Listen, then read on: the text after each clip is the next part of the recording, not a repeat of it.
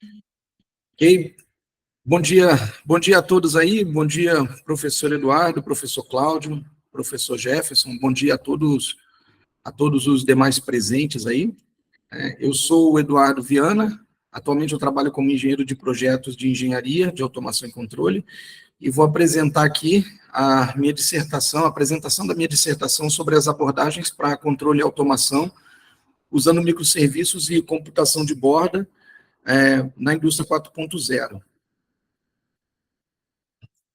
Essa nossa apresentação, ela está estruturada de acordo com a dissertação, que vai do capítulo 1 ao capítulo 6, e nós iniciamos aí a apresentação com a introdução e justificativa, seguido pela revisão de literatura, os conceitos que foram utilizados, passando aí pela metodologia, os materiais, a proposta do nosso trabalho, né?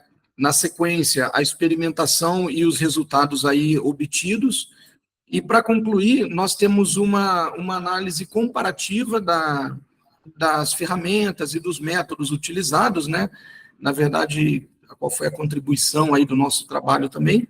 E, por último, a conclusão, as conclusões aí que nós conseguimos chegar.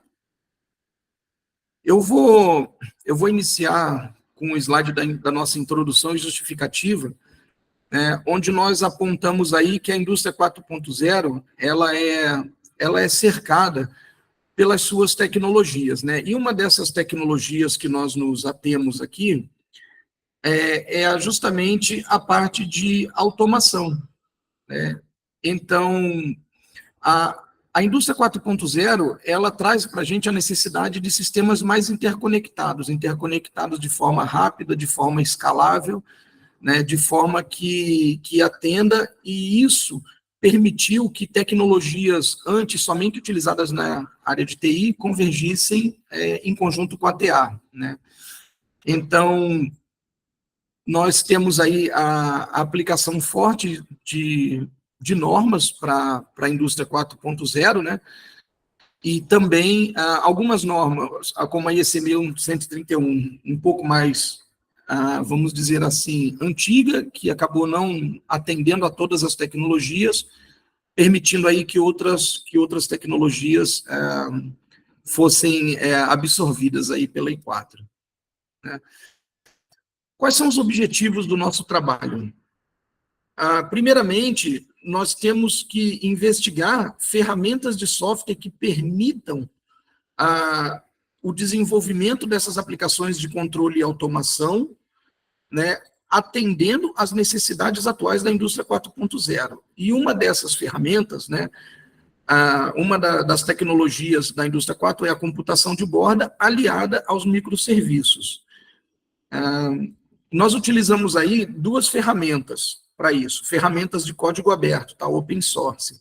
O OpenPLC, que é aderente à IEC 61131, e uma outra ferramenta com maior foco na computação de borda, que é o Node-RED.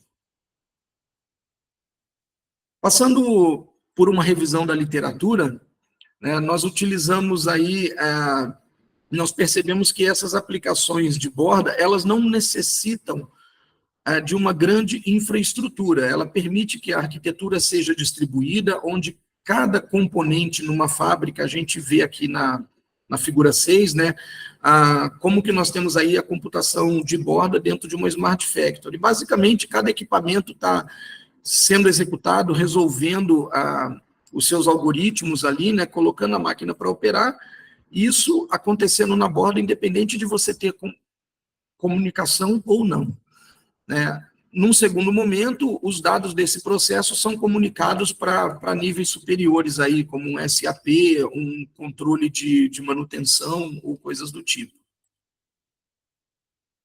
Falamos também aqui sobre os padrões normativos, né?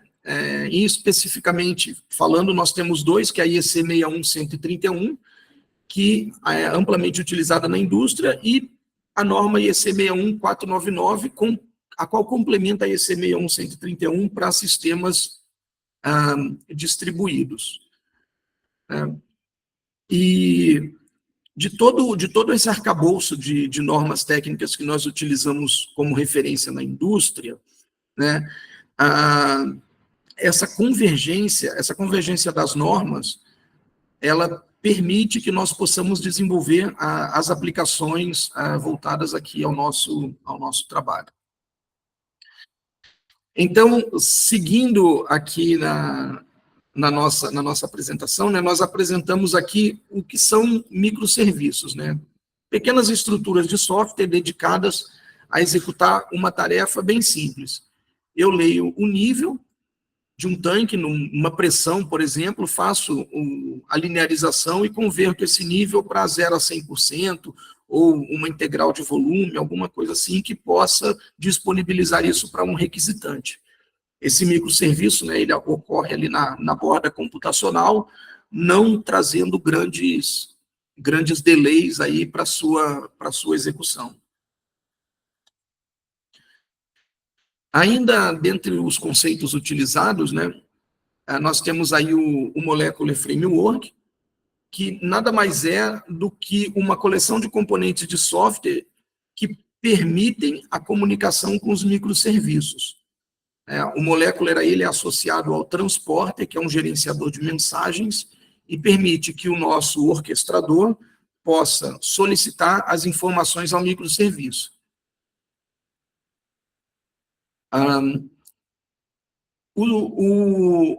Nós temos aqui um conceito que nós utilizamos, que é a plataforma OpenPLC, e né, pelo fato dela ser de código aberto, ela permite a criação de bibliotecas, né, bibliotecas de blocos, como o caso aqui da coleção de microserviços que nós temos desenvolvidos hoje. Então, foi criada uma biblioteca no mais alto nível, para que uma pessoa familiarizada com a IEC 61131, ele possa simplesmente puxar esse bloco para dentro da sua programação. Nós vemos aqui o formato do bloco, como ele é apresentado, e ele possa fazer a leitura daquela variável de campo, né? Ressaltando aí que a nossa plataforma, ela não necessariamente precisa estar na borda computacional, né? Isso é cabido ao engenheiro de sistemas definir se isso vai ser executado, se essa plataforma roda na borda computacional, uma vez que você tem um processo industrial, uma planta que a latência e o jitter não sejam fatores determinantes, não necessariamente precisamos estar na borda computacional, tá? O OpenPLC, né, ele possui aí os ambientes de edição, runtime, possui um web server, e o Drive PSM, que permitiu executar um cliente do Molecular para fazer a comunicação com os microserviços. Um outro conceito utilizado foi a plataforma também de código aberto Node-RED, né? Um pouco diferente do OpenPLC, o Node-RED ele não possui uma normativa definida, né?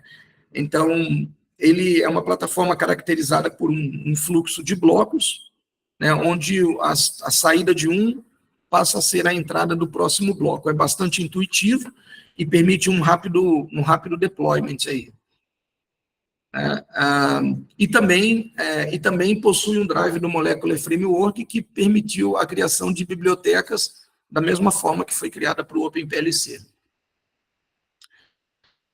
Chegamos aí, então, na nossa metodologia e nos materiais que foram empregados para esse nosso trabalho. Num primeiro momento, a gente apresenta aqui um diagrama de blocos, onde nós temos como a nossa plataforma se conectou com os microserviços, né, utilizando um cliente do Molecular, o transporter para fazer um gerenciamento das mensagens e obtendo a comunicação com os microserviços que estão na planta piloto, que vai ser apresentada mais adiante. Alguns métodos aí que são bastante pertinentes foi a criação de drivers de comunicação entre a planta piloto e essas plataformas de software, ambas as plataformas com a permissão de criar bibliotecas, né, que em uma atendendo a IEC 61131 e em outra sem atender uma normativa específica. Chegamos aqui na nossa planta piloto, que é basicamente a simulação de situações reais para controle de nível, pressão e vazão, onde estão instalados os hardwares com os microserviços. E Os microserviços são apresentados aqui na tabela ao lado, né, de forma bem análoga às bibliotecas que foram criadas, né? Então, você tem aí as leituras de tensão, leitura de corrente, escritas, né? E também no item 10, nós temos aqui o microserviço PID 4.0, que basicamente permite a execução de uma malha de controle aí, um controle em malha fechada.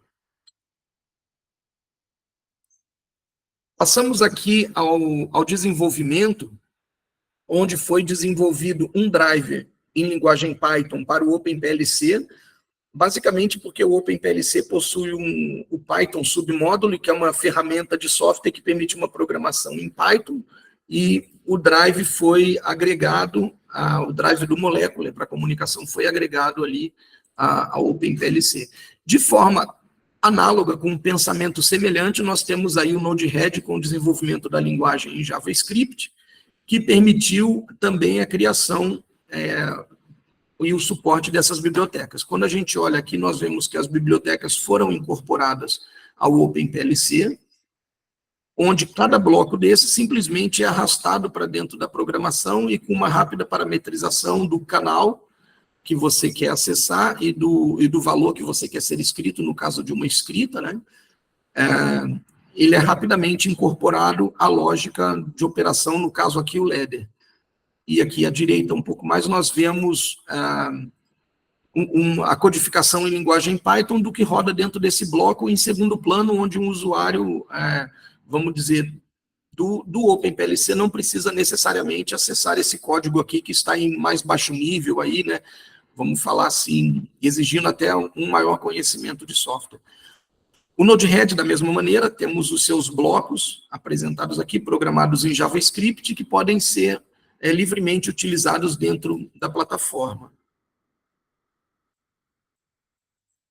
Passamos, então, aí para a nossa experimentação e resultados, onde nós temos, em 5.1, o primeiro experimento, né? Então, nessa primeira parte, foi compatibilizada a utilização dos microserviços com a aplicação IEC 61131. Foi utilizado o nosso software OpenPLC como orquestrador. Internamente, ele tem um bloco de controle, que, no caso, um bloco PID, que atende à norma IEC 61131. Passamos aí a aquisitar as variáveis de entrada através do serviço DAC, de leitura de entrada analógica, para fazer uma leitura de pressão ou de nível. Foram utilizadas duas malhas de controle, então 2 variáveis de entrada e 2 variáveis de saída no serviço DAC de escrita. Então, alimentamos a equação PID com essas informações, e a equação nos provê uma resposta em função do erro, aí até toda a formação do controle PID, e nós temos aqui à direita a informação do bloco que está sendo utilizado, o bloco de escrita e o bloco de leitura aqui com as cores concomitantes. Ainda, de posse dessa biblioteca de blocos, né, numa determinada rotina do OpenPLC, eu posso ler e escrever essas variáveis, e as variáveis que eu guardo essas variáveis em variáveis locais dentro do meu software para ser livremente utilizadas, né? E também as mesmas variáveis locais são escritas no bloco que vai enviar ao microserviço a instrução. No caso aqui, qual o canal 1 ou canal 2, no caso das bombas, e qual o valor que eu quero que essa bomba seja acelerada aí de 0 a 100%. E o microserviço vai transformar esse 0 a 100% num valor de 0 a 10 volts e vai acelerar a bomba.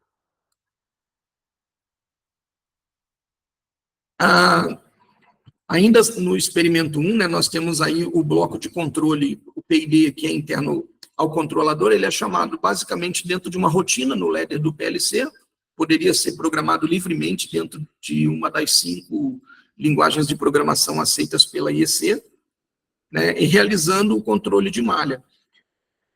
Internamente, nós geramos um set point, no caso, uma onda senoidal, né? E essa forma de onda vai ser o set point que deve ser seguido pelo nosso bloco de controle, em função do erro, comparando o que se deseja e o que se tem de retorno do nível ou da pressão. Chegamos aí numa apresentação gráfica do que foi aquisitado, né? A gente teve esses dados aí aquisitados através de uma função de aquisição de dados e, posteriormente, os dados puderam ser visualizados aí utilizando o MATLAB. Então, nós podemos perceber aqui, no primeiro controle de nível, onde foi solicitado um set point, ou seja, na curva escura, nós vemos o nível solicitado e a variável que foi seguindo, à medida que o nível foi solicitado, essa variável foi seguindo o set point, com uma característica de erro aí muito, muito pequena, podendo ser até desprezível no caso dessa malha de controle para manter o nível. A pressão também foi apresentada uma cossenoide, né? Se vocês verem aqui a senoide, elas estão defasadas, né? De 90 graus aí, para a gente poder também imputar um set point de pressão e monitorar a variável onde a malha de controle está sendo bastante efetiva, né? Nós temos o que eu estou solicitando está sendo atendido. Passando agora para a segunda parte do experimento 1, o que foi mudado? Nós introduzimos um microserviço de controle PID 4.0, onde ele atua de forma bidirecional, ainda dentro do editor, só que dessa vez eu não estou utilizando o bloco de controle IEC 61131, e sim um microserviço externo também localizado na planta. Esse microserviço vai fazer o fechamento da malha de controle com as variáveis de entrada e saída, e de forma análoga, ele vai até o seu bloquinho, né, que está sendo apresentado aqui, de forma muito análoga ao PID IEC, né, porém esse PID ele tem algumas características de escrita que o caracterizam como um microserviço. Atendidas a essas características, todo o procedimento funciona da mesma forma. Colocamos aí o nível com uma variável triangular, um set point triangular, e da mesma forma o nível obedeceu a esse set point, assim como a pressão aí com uma senoide, ou melhor dizendo, uma cossenoide, permitiu que a malha fosse atendida.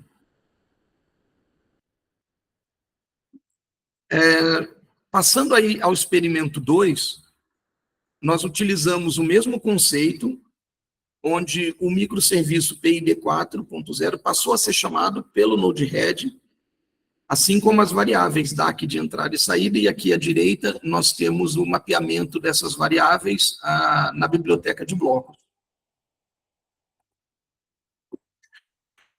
Nas figuras, nós podemos ver a malha de controle, o bloquinho do controle PID, os seus triggers entrando com os ganhos, o set point, a PV, que é uma entrada do DAC, e esse set point internamente também gerado numa outra, vamos dizer assim, numa outra aba do Node-RED, né, gerando um set point, e com a sua saída controlando uma bomba e alguns dados sendo extraídos para posterior geração de relatório.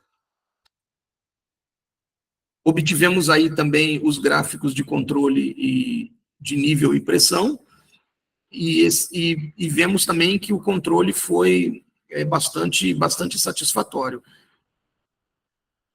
Embora, quando nós falamos em Node-RED, nós não falamos em ferramentas IEC. As ferramentas do Node-RED disponibilizadas, foi utilizado o PID 4.0, o microserviço PID 4.0, mas o Node-RED não dispõe de um bloco hoje que atenda o padrão IEC, razão a qual para a segunda parte do experimento, foi realizado somente com o microserviço PID 4.0.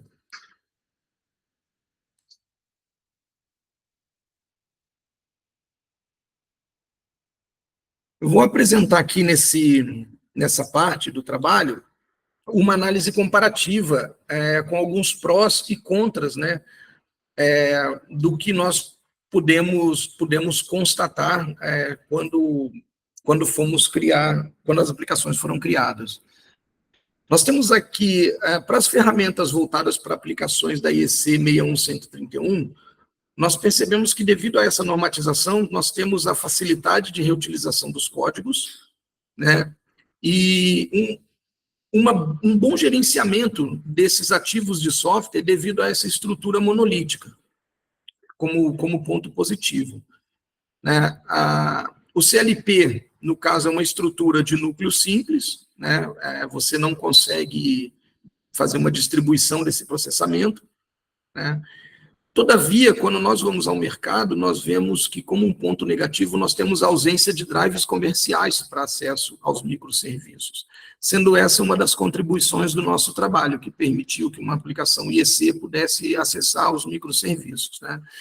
Então, quando você tem tecnologias que são limitadas pela IEC 61131, elas não podem ser incluídas em dispositivos que hoje respeitam essa norma. Agora, quando você vai a uma ferramenta voltada para a computação de borda, ela permite que uma amplitude maior de vantagens, né? Então, você tem aí uma curva de aprendizado que é relativamente rápida, por ser uma ferramenta mais lúdica, não depende de um aprendizado prévio, como se necessita na indústria para programação de controladores industriais, né? Temos aí um maior poder computacional agregado na computação de borda, independente de que hardware nós vamos estar utilizando, né? Podendo ser até um computador industrial, aí você não precisa de um hardware que seja dedicado. A rápida implementação e a facilidade de escalonamento estão presentes aí nesse tipo de ferramenta. Você consegue rapidamente ampliar. Hoje nós temos aí um trabalho desenvolvido com 2 malhas de controle. Se eu precisar amanhã de 10, de 20, eu consigo escalonar isso muito rapidamente, tá? Dentro dos softwares para edge computing, como é o caso do Node-RED. Uma coisa muito interessante, né, isso eu tenho até um caso bastante particular para falar, é que as ferramentas de edge computing, elas já são realidade hoje na indústria. Nós já possuímos equipamentos embarcados, realizando computação de borda e com arquitetura distribuída e se comunicando com equipamentos industriais. Então, uma grande diferença das ferramentas para computação de borda está nessa parte que uma não vai permitir a inclusão de novas tecnologias, e a outra já se tornou uma realidade permitindo essa inclusão. Um ponto negativo, né, é que você não possui uma linguagem padronizada na indústria, como é o caso do Ladder, né, para uma das linguagens da IEC 61131, e também existe a necessidade aí de um software hoje. É necessário haver um software que gerencie toda essa quantidade de microserviços, uma vez que eles estão distribuídos. Essa daí acaba sendo uma desvantagem. E, por fim, eu apresento as conclusões, né, do nosso trabalho aí, algumas conclusões bastante específicas, né, que nós verificamos assim, que independente da plataforma utilizada, nós tivemos resultados muito semelhantes, pois os tempos que nós avaliamos no processo, né, latência e jitter, eles atendem perfeitamente a nossa aplicação, uma aplicação de controle um pouco mais lenta. Porém, o nosso orquestrador estava fora da borda computacional e os microserviços executando ali ao lado da planta.